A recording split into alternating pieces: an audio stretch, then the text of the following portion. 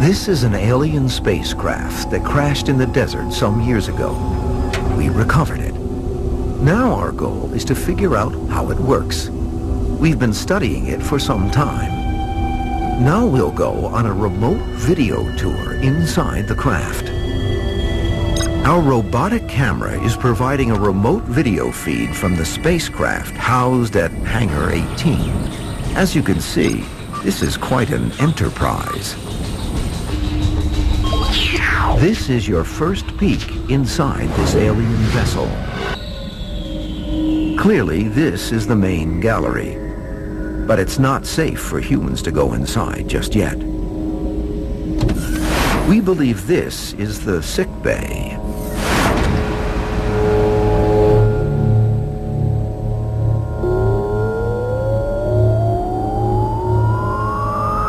This is the facility. Every ship's got to have one, you know. Here are the control panels. This is where they operate the ship. We've hacked into their computer system, and we've learned a lot. Also, no joystick. We think they control it telekinetically. Below deck is the antimatter reactor. Now that's a complex piece of machinery, rather difficult to explain in lay terms. Camera off. So that's what's inside an alien ship, an antimatter reactor that can produce short bursts of intense energy to power exotic machinery like wormhole generators and warp drives. And it runs on antimatter, the highest octane fuel in the universe. If you had 1 ounce of antimatter and you could annihilate it with 1 ounce of ordinary matter, that would give you an amount of energy equivalent to 1 million tons of rocket fuel. Antimatter sounds like science fiction, but it's real. And we humans are making it right here on Earth. Actually, below Earth. At a government lab outside Chicago, 30 feet below ground, is a giant enclosed ring 4 miles in circumference. Here at Fermilab, the building blocks of the universe are being transformed into something fantastic. Fermilab's mission is to do high-energy physics research. And high-energy physics research is trying to understand the forces of nature at the smallest distance scales. To see and investigate small distance scales, you have to have very high energy. Why? Because the subatomic particles have to go fast, very fast. Fermilab operates one of the world's highest energy particle accelerators, called the Tevatron. Here, scientists make particles of antimatter. Back in 1928, Paul Dirac determined that we have matter, like protons, neutrons, electrons, and the things that they make up, and particles which have the same behavior, but their charge is opposite. And the term that was come up with was antimatter. Protons have antimatter counterparts called antiprotons, identical in mass, but opposite in charge. Electrons have anti-electrons called positrons. Antiparticles can combine to create anti-elements, such as antihydrogen.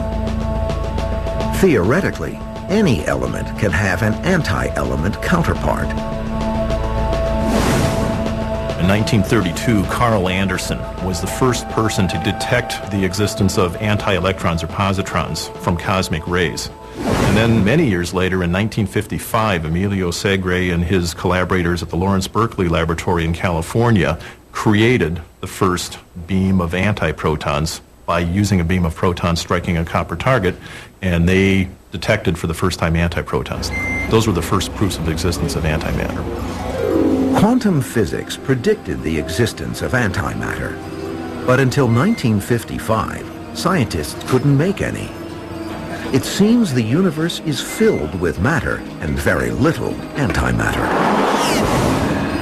So the most reliable way for us to have antimatter is to make it. That's what Fermilab does. We create antiprotons by taking energetic protons and slamming them into a metal target. It creates enough energy density in the target that you can create particles, and there's a certain probability that you will create antiprotons. It's a very small probability, but it is large enough that we can actually create numbers that we can count. For every 500,000 protons that we put on the target, we can collect one antiproton. This all takes place in the giant accelerator rings underground. They need all that room to get the particles moving fast enough before they hit the target to make antiprotons. After the antiprotons have been produced and collected, the stream of antiparticles must be kept close to the center of the tube and prevented from coming in contact with the walls. We actually magnetically levitate it. We have a ring of electromagnets with a stainless steel tube which has all of the air evacuated out of it that's about 500 meters in circumference. And these antiprotons that are collected after these collisions with this target disk are put into this ring which we call the accumulator, and this tube is big enough and there's no air in it so that the particles can just sit there circulating. They have to keep those antiparticles isolated because if they come in contact with the particles in the wall, they will annihilate each other. So it would pose a big problem for beings like us who are made of matter if there was more antimatter in the universe. It's a good thing that there's not equal amounts of matter and antimatter in the universe, because if I was to sit here in this chair and my antimatter counterpart came up and touched me on the shoulder, that would be the end of us and a good fraction of where we're sitting.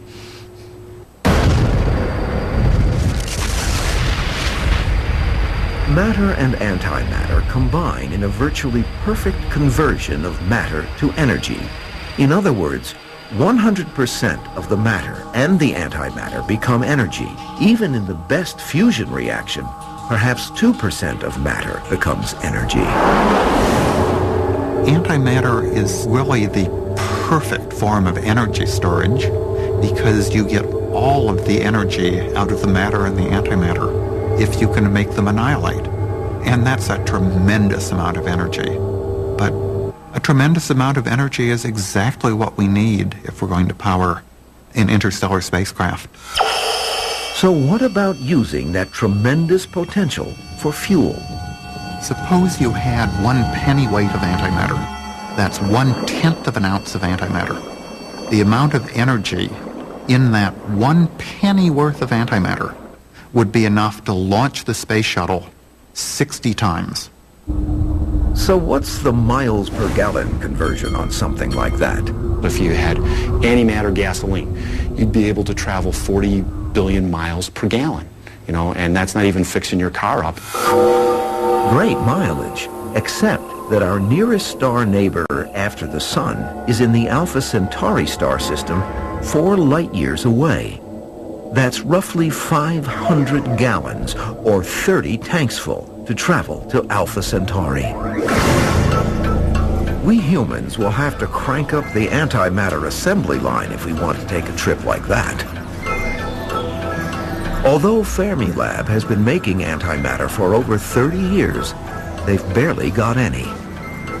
Fermilab has 1/trillionth of a gram of antimatter stored in its accelerators. At the rate at which we make it, it would take us about 40-some million years to make 1/4 of a gram of antimatter. That means it would take billions and billions of years for us humans to make enough antimatter fuel to get to Alpha Centauri, unless we learn how to make it faster. Or we could just steal the alien antimatter supply and their engine. The aliens who designed the ship we found have solved many dangers and drawbacks associated with antimatter fuel. First, they solved the problem of antimatter storage tanks. Our alien ship has a miniature version of Fermilab's magnetic accumulator. The aliens also solved the problem of fuel supply. Either they have found a source for it out in space, or they can create it on a large scale because they've got a huge supply of antimatter on board. But as we solve one riddle, we encounter another. This alien spaceship clearly has turrets for weapons. What are those for? Defensive or offensive? What do our alien engineers intend to do to us? Weapons of mass destruction appear to be a standard feature of our alien spaceship. That's disturbing, but not really surprising. We'd like to assume any alien visitors would be friendly, or at least not belligerent when they touch down on Earth. But the aliens who built this ship clearly would rather be safe than sorry. How else to explain these death ray laser beams built into the ship? Come to think of it, it makes perfect sense to pack heat when you're penetrating space. You'll never know what you'll run into. Maybe you'll encounter hostile creatures along the way. Like us. We're fairly hostile, and we have our own Earth-grown futuristic weaponry. Naturally, they involve laser beams too. And we don't need alien technology.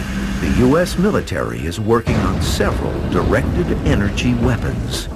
A laser is just a device that allows you to send out a very coherent beam of light. If you think of a laser pointer that's used commonly now for briefings and stuff like that, it just allows you to get a very intense beam of light that goes a very long distance in a very small area. In fact, the term laser is an acronym for light amplification by the stimulated emission of radiation. Focusing a laser is so simple, it's child's play. Literally.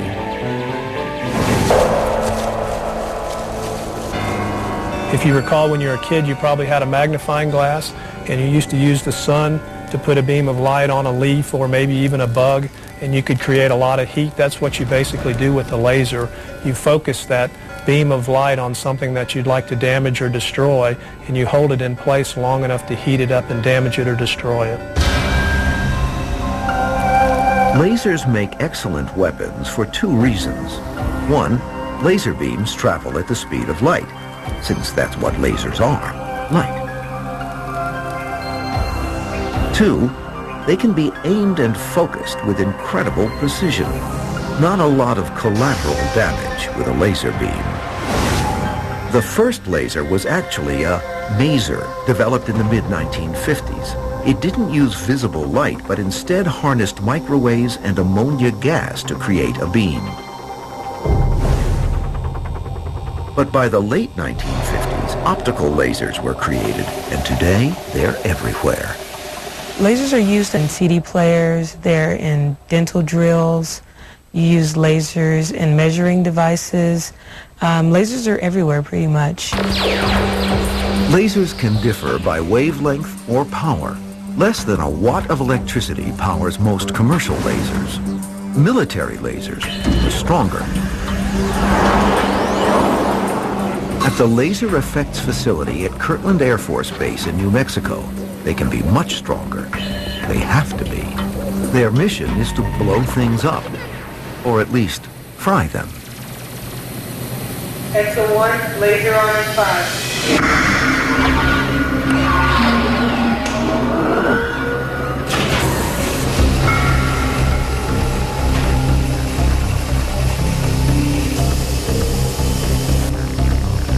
The laser is called EDCL, and it basically stands for electro-discharge coaxial laser.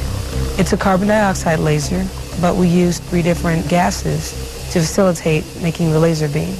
We use helium as kind of a lasing medium, and then we use nitrogen and carbon dioxide. You can't see the beam itself. The laser light is being emitted in the invisible infrared region of the spectrum. Kirtland's facility studies the effects of high-powered lasers on target materials. For instance, if someone said, we'd like to see what a laser could do to a satellite, we would evaluate the different parts of that satellite to determine how we could damage it. The laser at Kirtland's facility doesn't usually use enough power to blow things up. It just burns them. But it could if it wanted to.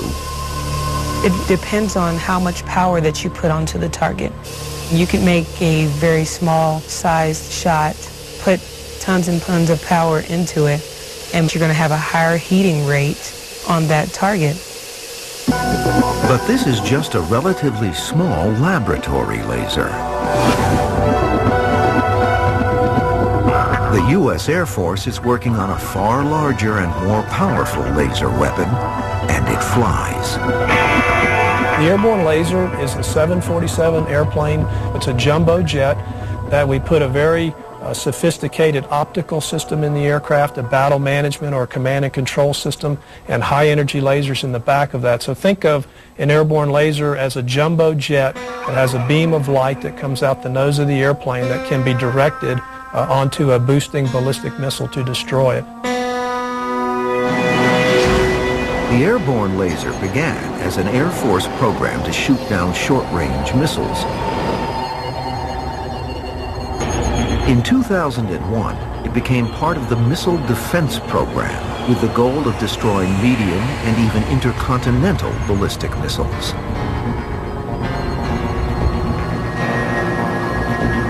Infrared cameras are designed to detect a missile launch. Detection information is passed to onboard computers, which direct a turret in the nose of the craft toward the missile. The turret uses two sets of lasers, one to lock on to the target, the other to fire on it and destroy it. With a range of a few hundred miles, a handful of these weapons deployed in hot zones would be a powerful defense. And what the airborne laser actually does is we have a deformable mirror in the optics train, and that mirror is used to pre-distort the high-energy laser beam. So basically the atmospheric effects between the airplane and the missile are taken out by that pre-distorted beam. Sounds a little like science fiction, but it's actually a concept that's used every day in observatories around the world. Much of that work is done here at Kirtland Air Force Base, so that's a very well-proven technology. Very impressive, but still light years behind the blaster we have on this ship. But these aren't even the big guns. Remember antimatter? The stuff that combines explosively with matter to produce utter annihilation? Our alien ship supplements its laser weapons with an antimatter torpedo. There is no ignoring that the alien ship bristles with offensive weapons. But are there any defensive weapons? Our engineers believe they've found a device that generates a force field shield. A shield that deflects or absorbs an enemy's blow is an almost perfect defense. Better yet, don't let the enemy know you're there.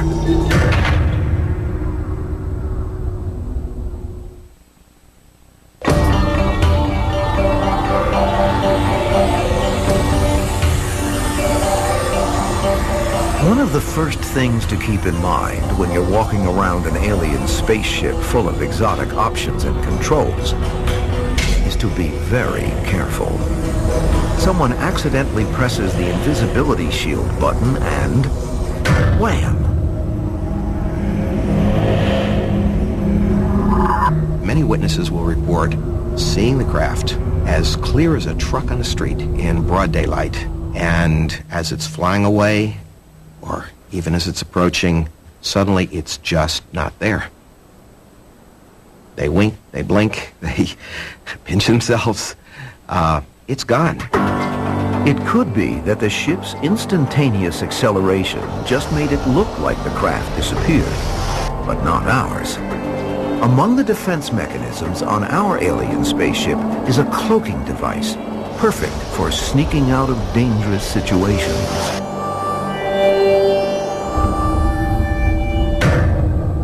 Okay, so it's not perfect, but it's a lot better than anything we humans have been able to achieve. When light hits an object, it excites the atoms, and the atoms then re-radiate.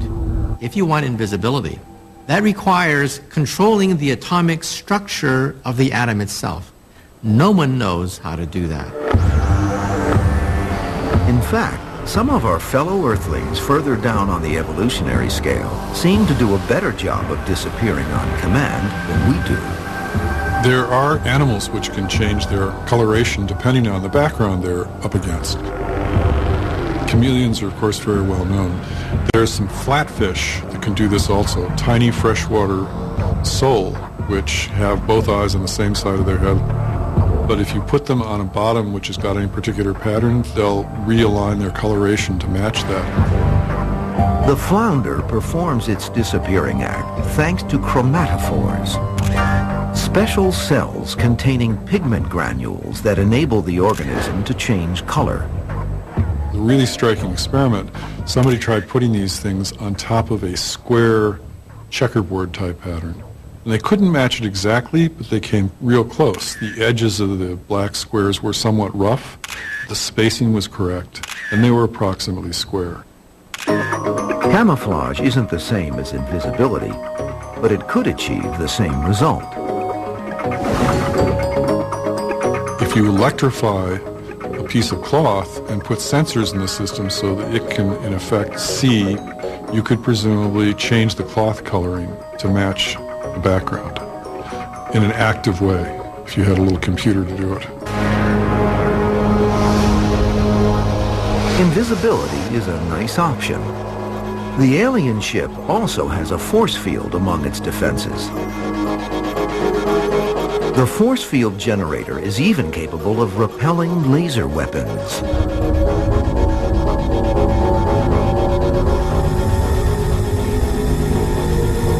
However, force field shields and cloaking devices aren't the exclusive domain of alien engineers. The Department of Defense is spending R&D money to turn science fiction into science fact. Here at Old Dominion University in Norfolk, Virginia, Munir LaRusi is at the forefront of cold plasma research. Plasma might one day hold the key for futuristic defensive weaponry, once limited to sci-fi movies. This very well could be the force field or the cloaking device of the future, somehow similar to, what people have dreamt about in Star Trek. Great! So what's plasma? Matter comes in 4 known states. The solid state, and then you heat it, and you get the liquid state. And then you heat that, and you get the gaseous state. And if you keep on heating that, some of the molecules and atoms get stripped from the electrons and then become ionized. When it becomes like this, we call it plasma. 99% of visible matter in the universe may be plasma, including stars.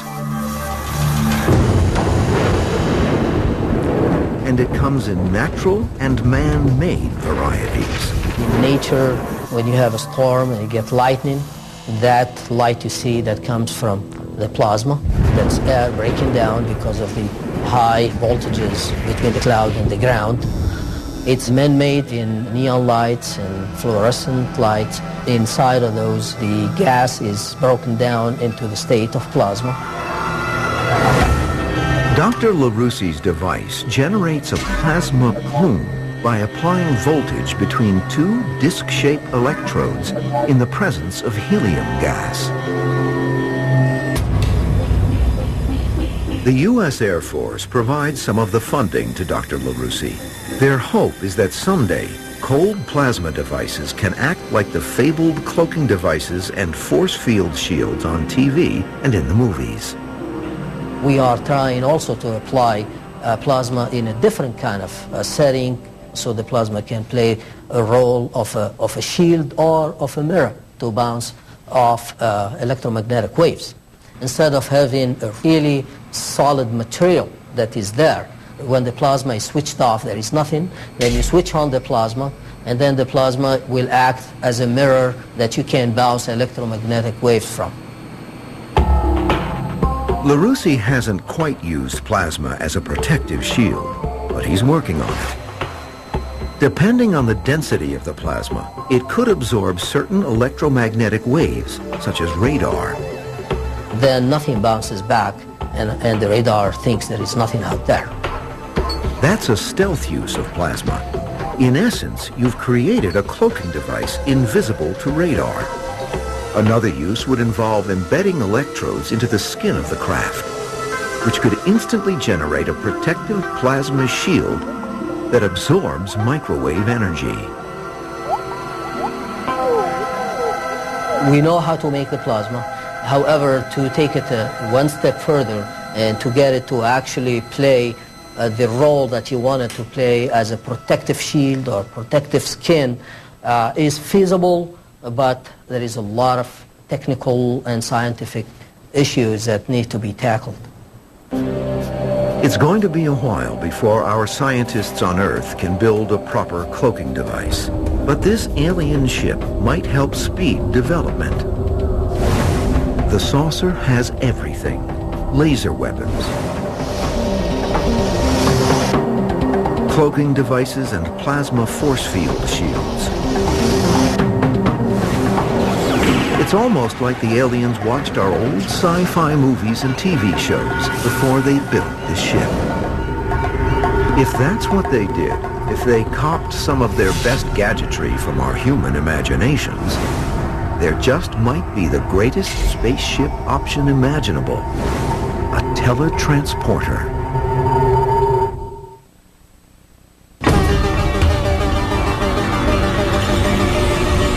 This crashed alien spaceship that we've been examining and exploring has lots of weapons and gadgetry well beyond our current capability, but not beyond our imaginations.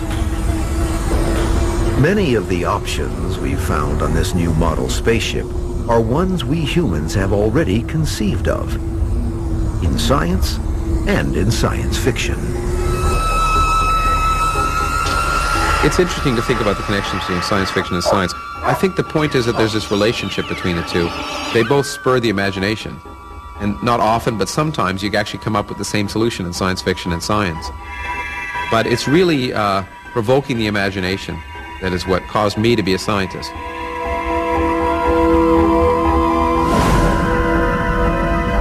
Of all the imaginative devices conceived for space travel, the most appealing has to be the teletransporter, the device that can instantly beam a being from one place to another. What seduced me into writing the physics of Star Trek was actually the transporter. I travel a lot, and it'd be great to go from one place to another without going on an airplane. And the transporter in Star Trek is fascinating, and I began to think, well, how could you make a transporter? And I thought it'd be a great way to describe the laws of physics. It should come as no surprise that the alien ship does have a transporter that can reduce an object, including a living creature, into a matter stream, then send it to another location for reassembly. This is truly the Rolls-Royce of alien technology, and one of the most challenging to engineer. You'd have to take a human being, and you'd have to kind of disassemble that human being and write down the position of every single atom in the body. And then you'd take that information on where all the atoms in the body were, and you'd send that information to another place, and then some little assembler on the other side would just put all the atoms together. And when you're done, what have you got? You've got the person you just disassembled.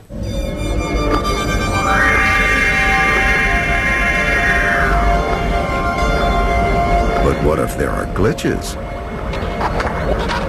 That would be kind of scary to get in a transporter and know that, well, the first thing that happens is they're going to rip you apart into atoms. Would you still be the same person once you put yourself together from raw materials? It'd be pretty tricky to do with technology because it would take, I think, about 1 billion quadrillion bits to write down the position of all the atoms in the body, and how would you reassemble them? If we stored it all on computer disks, they'd stack from here to 1/3 of the distance to the center of the Milky Way. The aliens have installed a super compact supercomputer that can handle all that data. You'd need some sort of nanotechnology that could put all the atoms in the right place and get everybody started up again. Still, I'm ready. There's a side benefit to the transporter the sci-fi screenwriters never explored, but our alien engineers certainly must be aware of.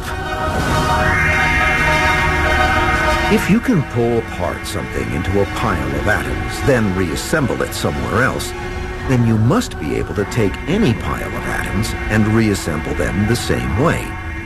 In other words, the teleporter can also be a copy machine, a cloning device, as long as you have the information on how to reassemble the atoms. So the way I would transport you is to take you and scan you and take all the information that makes you up as a human being and transport it from one place to another, and then take some atoms I already have over here and combine them with that information and make another copy of you over here. Great, except you're still over there. That's simple. I vaporize you. Now you're only over here.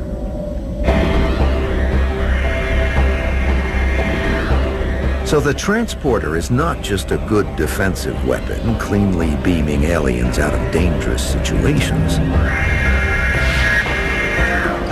It's also an offensive weapon, capable of making multiple copies of their best alien warriors.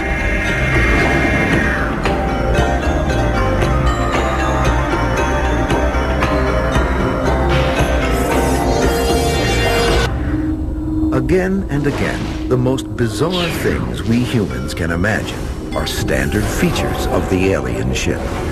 They may work at a level beyond our understanding of physics and the natural world, but they don't necessarily defy physics and quantum mechanics. Maybe anything and everything is possible.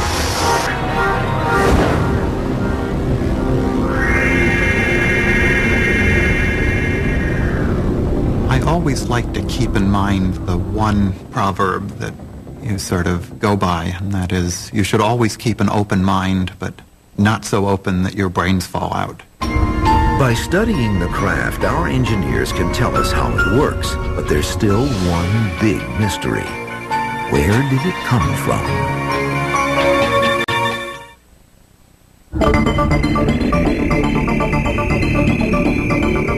In order to get to the bottom of this crashed alien spacecraft mystery, we need to figure out where it came from and who built the ship. Maybe we can spy on these alien creatures from a distance and find out their intentions. But how do we arrange to do that? In a sense, we're already trying to do that. The human race has cocked an ear toward space for the past half-century. If the aliens speak, the SETI Institute may hear it. SETI is the search for extraterrestrial intelligence, and really what it is an experiment to try and find out if there's anybody out there that's as clever as we are, or more clever, not by going there or waiting for them to come here, but simply by trying to eavesdrop on signals they might be sending our way. Radio signals, light signals, flashing pulsar lights, things like that. So why would scientists believe there could be life out there? I think that if you were to ask the next 5 astronomers you meet, hey, do you think that there's life out there? I think most of them would say, yeah, it's pretty likely, because we now know there are lots of worlds out there. Maybe some of them are like the Earth, but many of them could support life, at least in principle. We also know that life is pretty tough. We found some life on Earth that's living in environments that you and I probably wouldn't want to live in, but that are very accommodating to small forms of life. And, you know, the third thing is that the entire universe is built out of the same stuff. It's the same chemistry, the same physics everywhere. So unless there's been some sort of miracle here on Earth, it just seems reasonable to expect that there is a lot of life out there. Intelligence strikes some people as being a fairly unlikely development. But that's unclear. The SETI Institute's listening post is nestled in Hat Creek, California, on an old lava bed. The valley and surrounding mountains block nearly all of Earth's man-made noise, providing a perfect listening post for alien messages, assuming they're sending any. It's a great thing because we look for natural sources of radiation, and any kind of man-made terrestrial radiation is a problem for us. The piece of equipment behind me is an antenna, one of the individual elements that will comprise the 350 element Allen telescope array when it's completed. The listening post consists of an array of radio telescopes resembling satellite dishes. They collect radio radiation from space. Among all the noisy frequencies out there, SETI listens most intently to microwave signals. There's a good reason for this. It turns out the universe is darkest and quietest at the microwave wavelengths. And so it's the prime channel, if you will, for interstellar contact and communication. In fact, we use this channel to communicate with spacecraft for the very reason that we can do it most reliably with the least expenditure in equipment and energy. There's another practical advantage to microwave radio signals. It turns out that it doesn't take very much energy to send information via radio from one star system to another. And also, radio waves go right through the gas and dust that's between the stars. If we know that, they'll know that. So what is the SETI Institute listening for exactly? A narrow band signal, which is just a signal that's at one spot on the dial, because transmitters make narrow band signals. We're not looking for the message. We're not looking for, mathematical equations or anything like that. We're just looking for a lot of radio energy at one spot on the dial. Listening for aliens wasn't the SETI Institute's idea.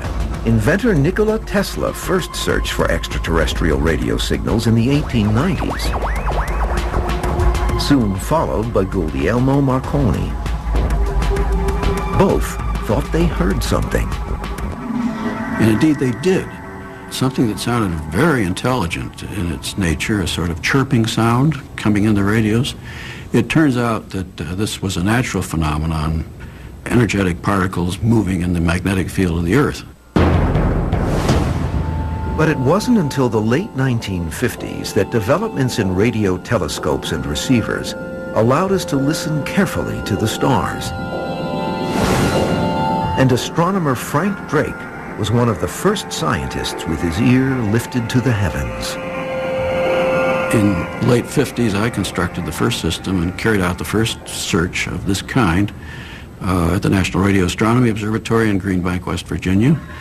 It used a 85-foot radio telescope, and we used it for 2 months to search for signals from the two nearest stars like the Sun, Tau Ceti and Epsilon Eridani, with very high sensitivity. They didn't have to wait long. The very first day when we pointed the telescope at the star Epsilon Eridani for the first time, we heard a chirping sound in our radio receiver, something we had never heard before. And it was very exciting, as you can imagine. We thought, can it really be this easy? You just turned the radio on, pointed at a star, and there it is. Before we could establish the actual origin of the signal, it disappeared, and we had to follow that for weeks, hoping for it to return, and finally it did. And it turned out to be from one of our airplanes. But it was an exciting moment. There have been others. In 1977, Ohio State University's radio observatory actually picked up a signal which has become famous. It's called the WOW signal. And the reason it's called the WOW signal is that Jerry Ehrman, who came in and found the signal after one night of recording, he was just flipping through the computer printout, and he saw this big signal there, and he wrote WOW next to it. Some very careful searches have been made to try and find that signal a second time, but it was only seen once. And unfortunately, as a scientist, you have to say, well, if I can't confirm it, then who knows what it was, and I can't claim that it was E.T.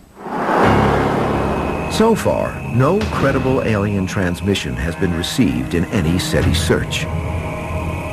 But we do know for sure that intelligent creatures hitherto undetectable and within our own galaxy have sent signals into space for years. They would be us. Our earliest radio and television broadcasts are now light years away. Aside from these unintentional broadcasts, we have sent one very clear message in 1974 from the most powerful radio telescope transmitter in the world, the Arecibo Radio Telescope. We sent a signal which lasted 3 minutes and is coded in such a way that the extraterrestrials can construct a crude picture from it, a picture which starts by establishing a number system. It then shows the chemistry of the key molecule of human life, DNA. It shows a sketch of the solar system. There's a sketch of a human placed in such a way that you can tell it lives on planet 3, which is the one we call Earth. Today, it is on its way to a great globular cluster of stars known as Messier 13. It will arrive there in about 25,000 years. Who might hear that signal some 25,000 years from now? What sort of commotion might it create? Is it similar to what they'd send us if they could? Maybe that's the wrong question. Maybe what we should be asking is, why do we care whether they're out there or not? Why do we seem to be reaching out to them? You could say, oh, it's because of all the movies and television shows about aliens, but I think that that's actually a consequence of our interest, not a promoter of it so much. I think that we're inherently curious about other beings that might be comparable to us in abilities, and in this case maybe far beyond our abilities. I think that we're wired to be interested in other intelligent beings. So in a way it's curiosity, but I think it's curiosity that's born of evolution, really. It's in our genes to be curious about the unknown, real or imagined. Our alien visitors help us conceive new worlds, not just on distant planets, but right here on planet Earth, at Fermilab, at the SETI Institute, and in the classrooms and laboratories of physicists all over the world. We've been inspired by the unknown to contemplate solutions for problems we might not have otherwise considered. There's really two different ways of looking at science. One says, well, how does the universe really work and how do we know? And the other way of looking at the world is, how could the world really work? And what is it that we don't know? We know a lot about our universe. Still, there's so much more to learn, and so many other places to go. It's tragic. There's this whole universe to explore, and we're stuck here on Earth. We haven't even left the solar system. And so it's easy to hope that one day we will be able to travel throughout the galaxy and experience directly all its wonders. And perhaps one day we will.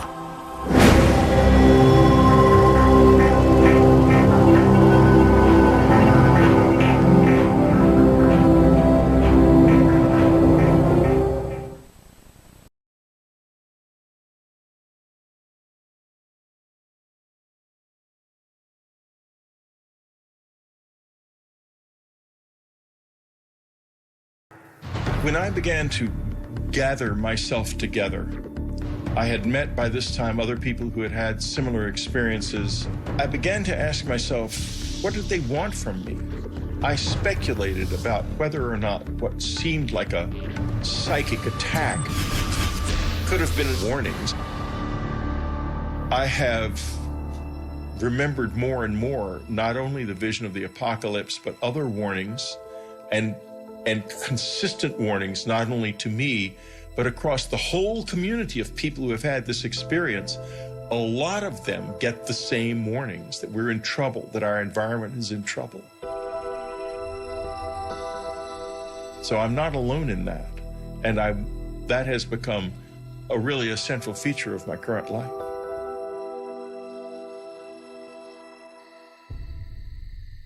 In March of 1986, I had what was a seminal moment of change for me in this experience.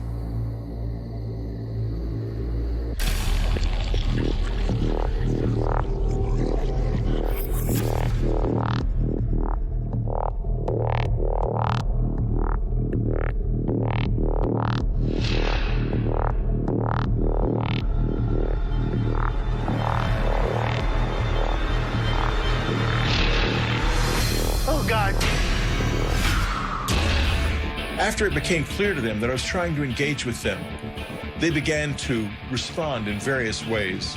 It was the most extraordinary experience I've ever had. I remember seeing a bright blue light come under the door. I said, okay, let's do it. I just want to get to the bottom of this. I had no idea what I was in for.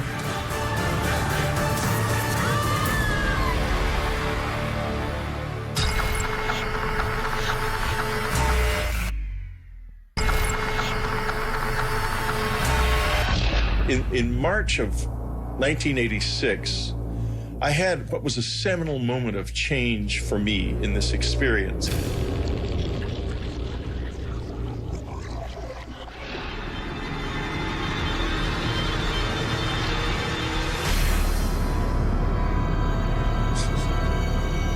The sensation I felt when I tried to move on that night was like I was being impeded by something that really slowed you down, like a thick tar or something.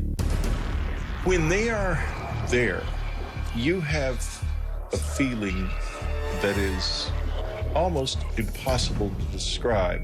I was terrified, but I sort of forced a grin onto my face and tried to smile. I couldn't smile very well. I wanted to try to show them that I was not dangerous, that I was something that I wanted to know more. And there was a change then. After it became clear to them that I was trying to engage with them, they began to respond in various ways. They were trying to build a bridge, I think. I think that was the first moment when there was any kind of real exchange. I wouldn't say that, oh, this is definitely aliens. I would say that it was real and that we don't know what it was. That I am quite certain of.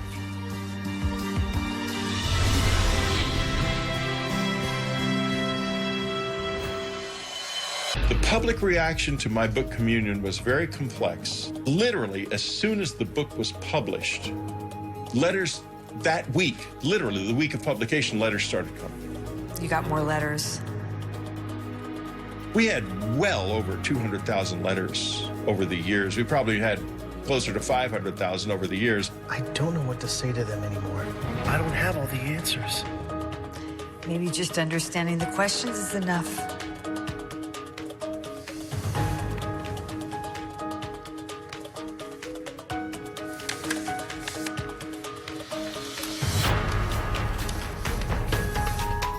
After I began to read them, I realized there's something happening on planet Earth that we do not acknowledge. We don't know what it is. Is it aliens? Is it something to do with us and something about the way we are that we don't yet understand? I don't know, but it's real. In the late summer of 1994, it became clear that we were running out of money. We began to not be able to pay our mortgage, and it became clear we had to leave. And so, at the same time, though, that this was happening, I was having one of the peak experiences of the whole thing. I'd begun meditating in the cabin because people had found the place, and there were other people out in the woods at night looking for the aliens with flashing flashlights up in the air and such childish stuff. And so I meditated, and I stayed in the house and meditated from then on. I didn't really want to be disturbed by that. And one night there were these thuds on the roof right above me. And the next moment I could feel a presence in the room. At this point, these years later, I was easy with their presence in the house. I wasn't scared of that. And I finally said, I want to see you as you really are.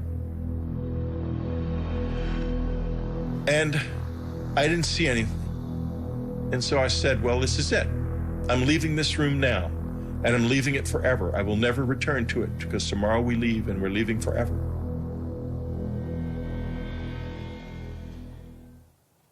And I left the room. I went to bed. I lay in the bed, still hoping something would happen. Suddenly I saw a light light up in the front yard. It was a bright, beautiful white light shining on the grass like moonlight, but 10 times brighter. I got up and looked out the window, and this light with rays coming out of it, and the rays penetrated my body, some of them, and I could like taste his presence in the rays. It was the most extraordinarily beautiful experience I've ever had.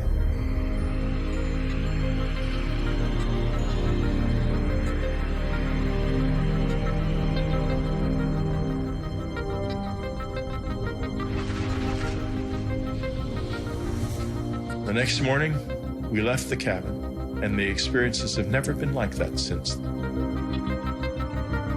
People who don't have open minds and are dismissive of all of this miss out on one of the most wonderful, frightening, dangerous, beautiful things that you can know. I did not ask for this. I did not know about it. I did not expect it. I did not want it, that's for sure. But it burst into my life without warning, and it's never left me since. Take from this what you will. This does happen to me. It has been happening to me all my life, and you don't have to believe, because I know the truth.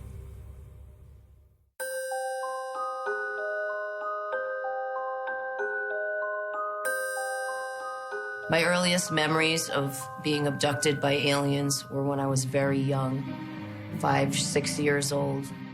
I was living in Ohio, and it was kind of in the middle of nowhere. Our nearest neighbor was a mile or two away. There was, nothing for miles. I would be in my bed, usually. I would hear voices coming down the hallway. The voices were of my parents, so I got comfortable thinking it was my parents. I remember seeing a bright blue light come under the door, and shadows, actually, of something standing outside the door. And I realized that it was not my parents coming in.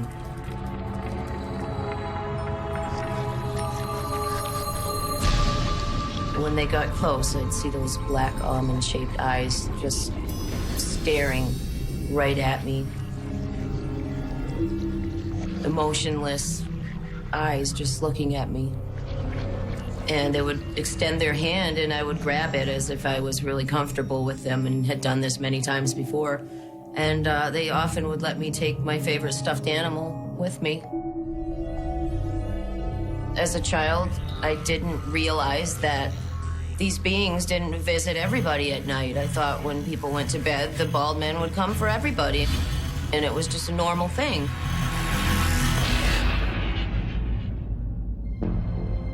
I decided I would, draw them and write down things that I could remember. I was always into art, so I really started to try to draw them as best as I could. Hey, sweetie. Hi, Mom. What are you drawing? The bald men. What bald men? They're my friends. They come visit me at night. It didn't start to get uncomfortable until I started talking about the bald men to other people, whether it be classmates or family members, and they just said that it's not real, there's no such thing, you're just dreaming. It was very frustrating being told that this wasn't happening when I knew it was. Okay, Audrey, I need you to relax. As an adult, I would remember bits and pieces. I remember them coming in. I remember them doing something to me so I couldn't move. I remember them bringing me somewhere else and being other places. But the things I didn't remember were, what were they doing to me when they took me? And I said, okay, I need to find people that could maybe help me. Close your eyes. Take a deep breath. Regression was a great tool to bring back the missing pieces, the memories. We're gonna focus on a room. Didn't even think about it, didn't get educated on it, said, okay, I'm gonna get hypnotized, let's do it. I just wanna get to the bottom of this. It's a basement. You're gonna walk down the stairs. And in the back of my mind, I'm thinking, this isn't gonna work. Those memories are gone. I'm never gonna remember what's happening. And I didn't know anything about it. I had no idea what I was in for. 3, 2, 1. Audrey, tell me what you see. Tell me what you see. What you see. My first hypnosis session was the most traumatic experience that I think I've ever had in my life. I wasn't ready, I think, to see what they were doing. I wasn't ready to accept it.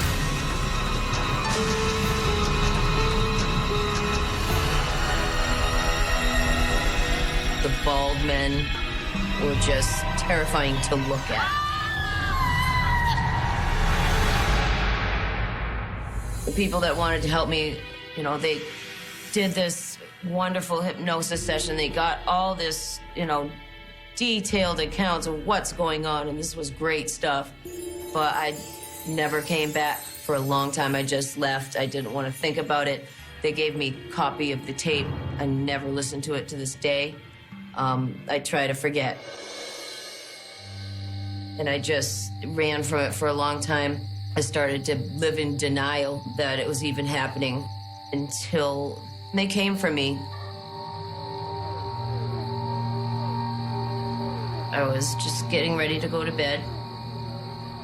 My window was open, and all of a sudden I started hearing the shade flapping.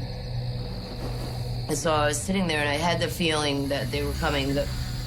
I call it the heebie-jeebies. I get it. And it's like a pure state of panic, anxiety, but at the same time, almost like I feel like I'm magnetically attracting something to me. I can't explain it, but it is some kind of attraction. I got under the covers like I had as a child for so many years, thinking that would help. And I don't know, something kind of snapped inside me, and I said, I want to see what's coming and what has been coming for me for so long. So I didn't hide under my covers this time. And as I sat there waiting, after the wind came the lights and the humming sound.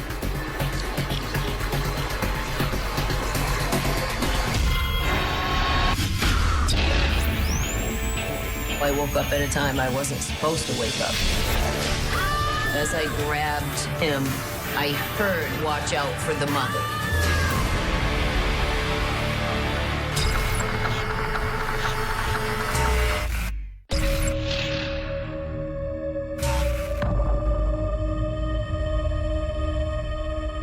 Once the light came into my window, I knew that it wouldn't be long. I started to feel a twitching in my body and my arms moving by themselves, like muscle spasms almost. And then buzzing sound, it's real steady. It was a kind of fear I can't even explain.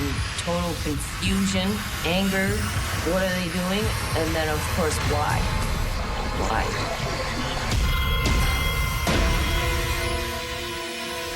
I tried to scream so somebody could hear me and maybe help me, and I couldn't. There was no sound that would come out. For some reason, I started to say, I'm gonna fight this. I'm not letting them take me.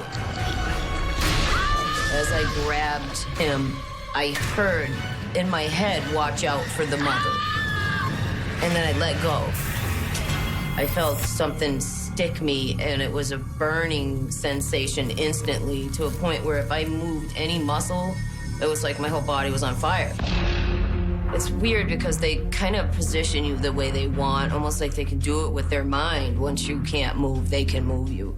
So as I was levitated off the bed, and I could feel myself moving straight ahead, and I knew straight ahead my dresser was there with a mirror, and it's backed up against the wall. I realized that I was going right through it, and I could see my feet go right through the mirror. I realized that I'm outside, and it was really, really bright. I looked up, and I saw the ship lights. And they started to lift me towards this just enormous craft above my house. It was terrifying, confusing, surreal. Like, this can't be happening to me.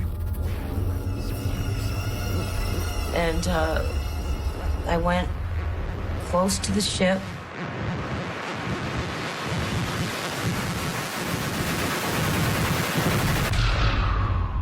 And that was the last thing I remember.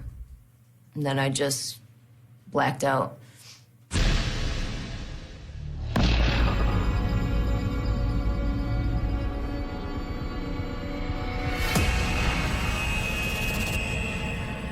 All of a sudden, I was awake and aware. I noticed a man walking around me. And I looked at him, and he looked at me. He felt familiar to me for some reason. He touched me and was no longer a man.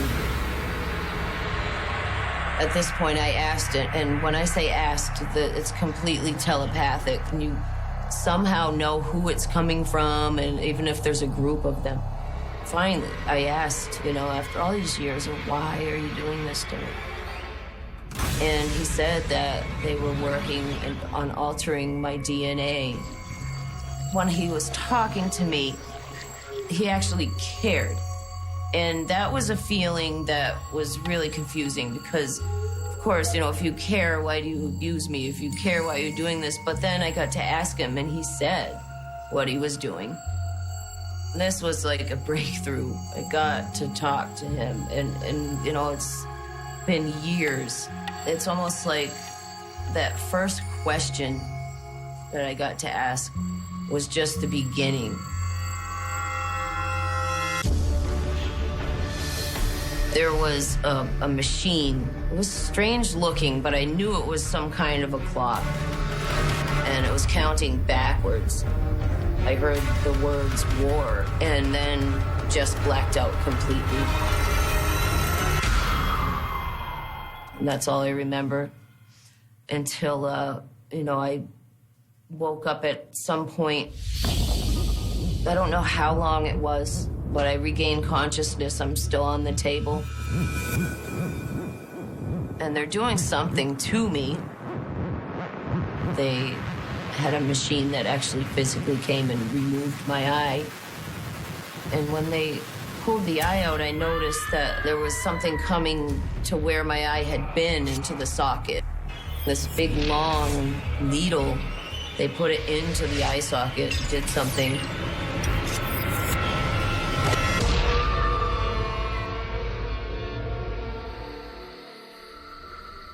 The next thing I recall after seeing my eye getting removed was just being back in my room.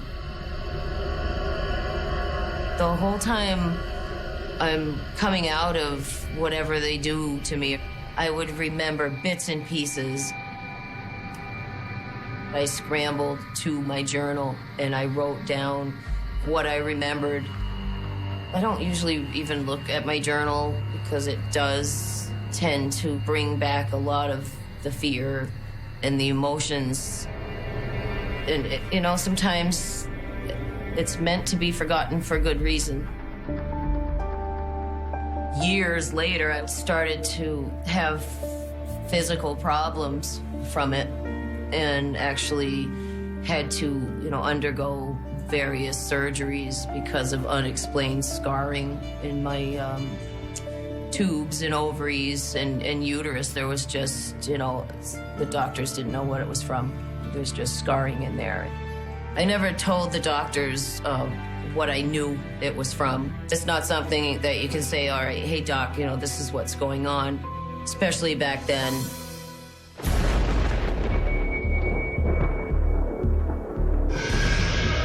I had this time in my life where it just kept happening and happening and happening, and it really picked up for a couple years.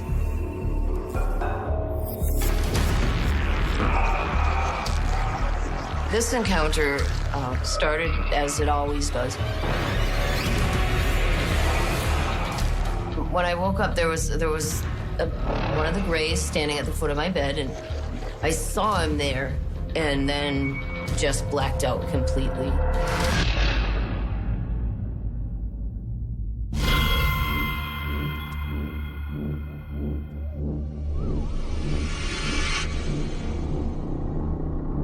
As I wake up this time after I blacked out, I was in a strange place. I realized that I was in a cocoon surrounded in gel.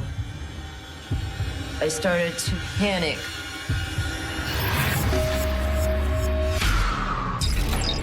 One of the Greys realized I was awake, hurried over to me, and I remember seeing a needle coming at me, and it was a fear I can't even explain.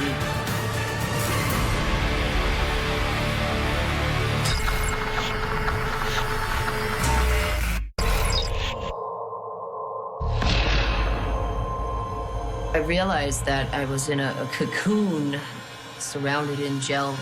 I looked through the gel and the cocoon. I'm looking out into the room, and I noticed that there's some Greys in there, and I couldn't tell exactly what they were doing, but I was distracted by a small girl. Looked like a small child, but it was what appeared to be a hybrid of a human and a Grey alien. She was really strange. She wasn't dressed in the same clothes that Greys wear. She was dressed like it was old-fashioned clothes, maybe 1800s. It was confusing. It was almost, surreal. As I was looking at her, she looked at me, and I felt almost like a kind of connection with this child, and she came right up to me.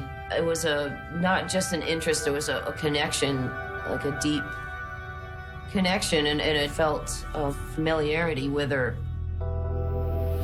One of the Greys realized I was awake, hurried over to me, and I remember seeing a needle coming at me and right through the cocoon. And then I just blacked out. And she's just always had a place in my heart, I guess, for, from the experiences. I always remember that child.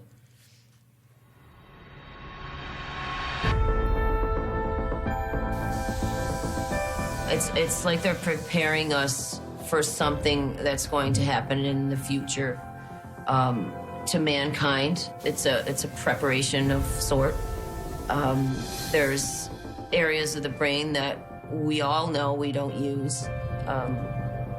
They could be storing the information there. They said that, when the time comes, we will act and know exactly what to do. Whatever's going to happen, I think that as abductees, we're being prepared to assist others with whatever change is coming to this planet. I try sometimes to say, okay, this is all in my head, and I continue, and then something will happen that reminds me that it's very real. I've had times where I just step back and say, okay, I'm going to just, join the human race and just do normal things, and this is not happening to me. But they won't let me. Can't say that I would have chosen this if I had had a choice, but for whatever reason, I'm going through this, and it's not my imagination. I've had a lot of time to think about what they did and how angry I was, but if they were really going to do it to hurt me, then why would they take the memories away? Why would they care? You know, why would they care? They would just let me remember.